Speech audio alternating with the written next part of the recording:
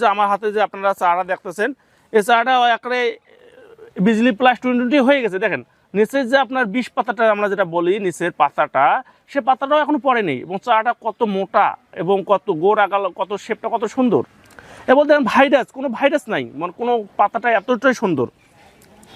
আমাদের যে সকল কৃষক ভাইরা মনে করতেছেন যে বিজলি প্লাস 2020 আসলে কি না, আমি বলবো যে 100% এটা বিজলি প্লাস 2020 মরিচের চারা।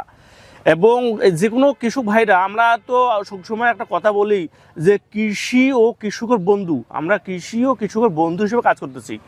আমরা সবসময় চেষ্টা করি কৃষককে, যে কৃষকের যে চাহিদাটা, যে জাতটা যা তাদের দরকার, আমরা সেটাকে লক্ষ্য করে আগে থেকে প্ল্যানিং করে আমরা বিভিন্ন বীজগুলা সংগ্রহ করে থাকি। এবং বর্তমান যে বিজলি প্লাস 2020, এটা মনে করেন যে অনেক পরে বীজ এখন মার্কেটে অ্যাভেলেবেল।